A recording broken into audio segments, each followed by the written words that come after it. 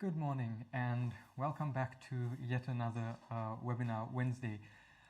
Once again, it's just going to be us for today, but hopefully from next week we'll have some company again. Now, over the past few weeks, we've been focusing a lot on really strong topics, all centered around launching a successful career, marketing yourself online, developing a strong brand. So we're going to continue that trend today. And today is sort of going to be the culmination of everything we've discussed so far. Because what we're talking about today is how to start or tips on starting your own freelance web design business. So basically taking everything we've discussed so far over the past couple of weeks and bringing it all home now, tying it all down, and because this is exactly what we're here for. So let's jump straight into it. Now, when it comes to getting into business, even if it's a freelance business, the first step you need to do is to define or identify and define your niche, where you are going to operate. It's impossible for any one person or any one business to do everything, to be a jack of all trades. I mean, think about it. If someone is, a handyman, they'll have to pick, for example, being a plumber or being an electrician. But you can't be a plumber and an electrician and a roofer and a paver and everything all at once, right? It's never going to work out. So you need to firstly identify what specific area you operate in, and this will obviously be determined by your skills and your passion. Which area of development are you most passionate about, and which area of development are your skills the most developed in? And that will obviously help you to narrow down exactly where your niche is. Now, the advantages of focusing on a niche as opposed to trying to do everything all at once is that it'll help you, number one, stand out from the general competition. It'll help you stand out in the eyes of prospective clients, and it'll help you to attract clients. Because identifying your niche is also about being active in that niche. Every niche is a fancy word for community, put it that way. So you identify the community that you want to work with, that you want to operate in. And then you get to know that community. You start engaging with that community. You build up a reputation within that community. And that's going to make it a lot easier for you to stand out and to attract clients from within that community. So step number one, identify your niche and start to engage with that niche. Number two, and this is something that we've talked about a lot over the past couple of weeks, and it's building a strong portfolio. I mean, we love using the phrase show, don't tell, because showing someone a website that you developed will always 10 out of 10 times have a much stronger effect than you just rambling on about what skills you have and what qualifications you have and all the kind of things that you can do, right? Showing a website, a beautiful, well-designed website, especially if it's a website that you've developed for a previous client, showing that off is worth 1,000 words. And obviously, the more projects and websites you show, the better. So as soon as you get started with your business, the first thing you need to do or to start working on is building a strong portfolio website or a portfolio in general. And this will obviously be to showcase your best work, even if it's from your studying days, projects you made as part of the course you were doing. And then as you start to get a few clients, as you do work for a few clients, add those websites that you developed to your portfolio as well. And by doing that, you'll notice, or I think you'll instantly see that when approaching clients, it's going to be a lot easier to gain their trust and get their business, right? Because now you have a proven track record of things that you can do. You're not all talk. So step number 2 is build a strong portfolio that's basically going to be a visual representation of your skills as a developer. So as soon as you get started, work on putting together a portfolio and make sure it's the best work that you've ever done, because that's going to be one of your main selling points. Number 3, develop effective branding. Now this is going to be for your business and for yourself. And by branding, I mean, okay, obviously you'll start off with the basics, come up with a name for your business, come up with a logo, create social media accounts, and then start to post on those accounts. So you're not just, when you approach a business or a client trying to get some new business for yourself, you're not just this ghost appearing out of the blue. You are an established brand. If someone goes online and looks for you, they're going to find you there. So create your social media accounts and start posting on those. Remember, this is going to tie into step number 1, which is identifying your niche and engaging with that niche. Use your social media platforms to engage with that niche, with that community. So post regularly on social media about what you're up to, about what your business is all about the projects you've worked on. Share things like that. So again, when someone is interested in hiring you and they want to check you out online, just make sure that you are a legit operation and not some scam. They can go online onto social media, onto Instagram or Facebook, search you up, and they'll see this page filled with all the things that you've been up to and all the things that your company has done. And that's going to help build credibility in your business, and again, make it easier to attract new business and land new business once you start engaging with a client. It's all about building trust and credibility. Step number 4, price your services appropriately. Right? Now, it'll help to do a bit of market research into the specific industry you're playing into the specific type of websites you want to develop, but use that information to then price your own services appropriately.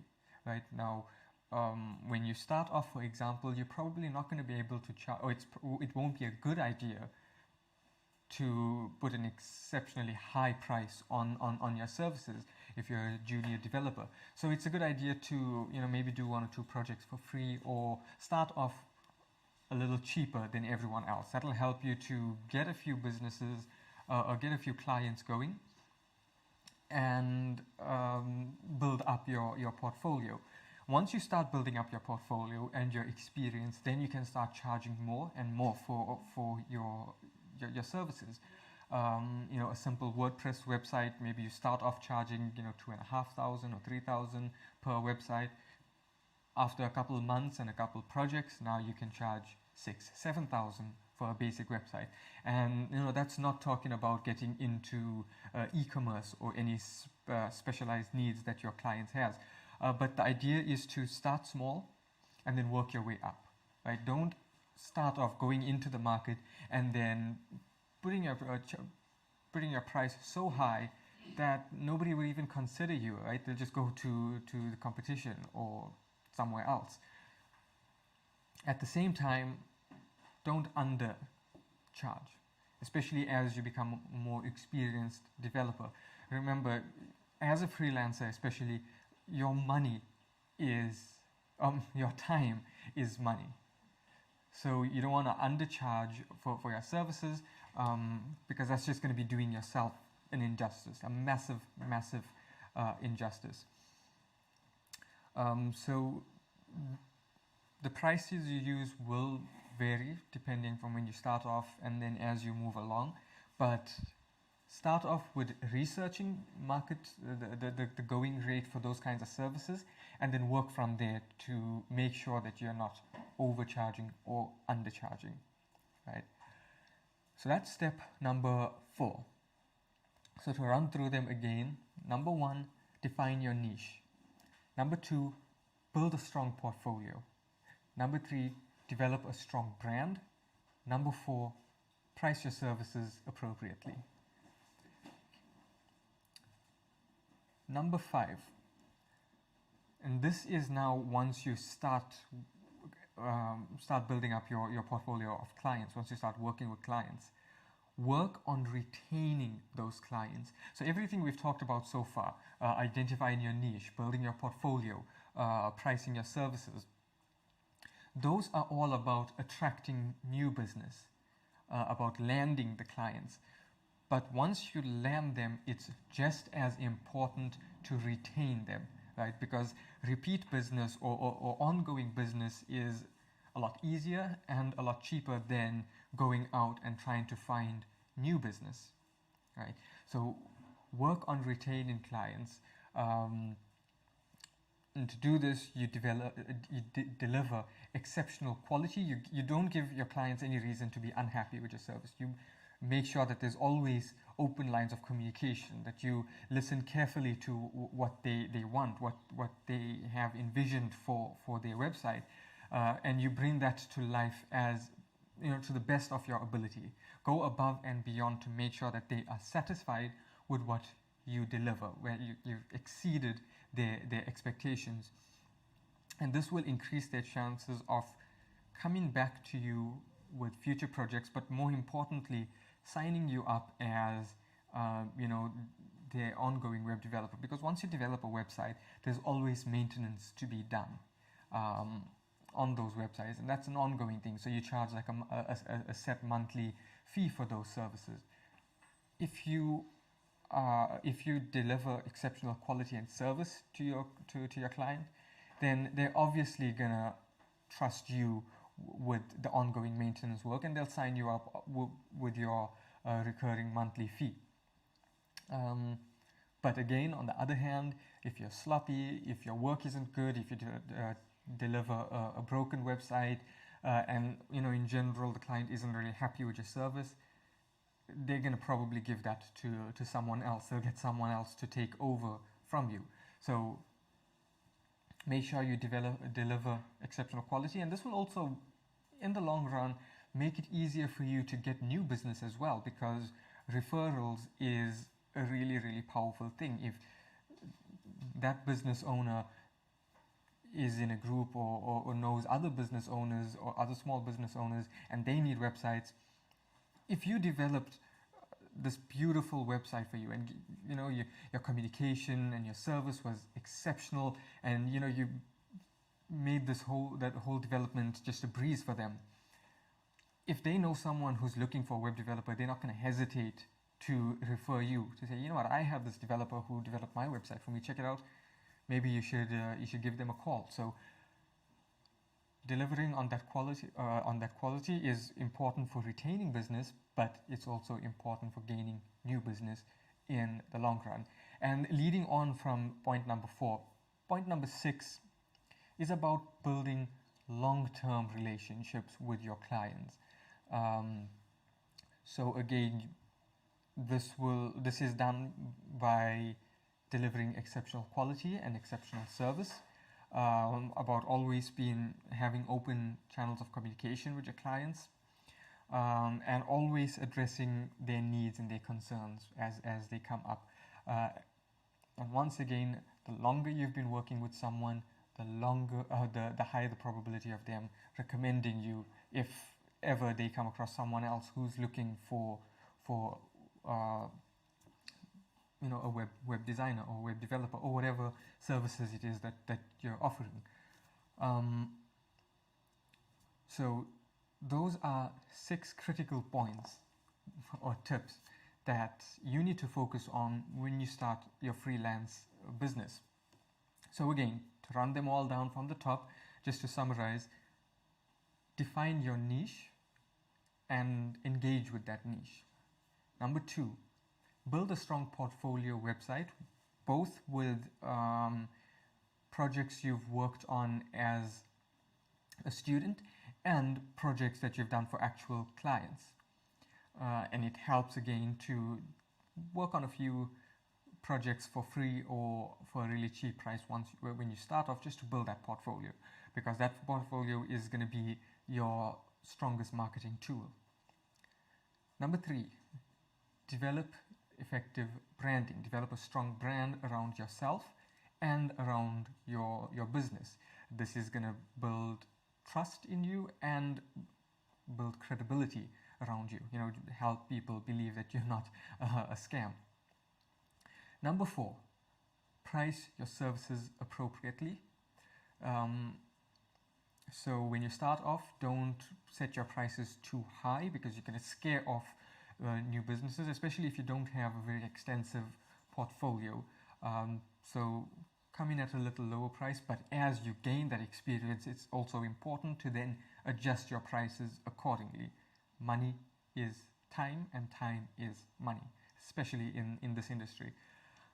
Number 5, work on retaining the clients that you get, right? Signing them up so where you are their ongoing web developer for maintenance work that needs to be done on their websites.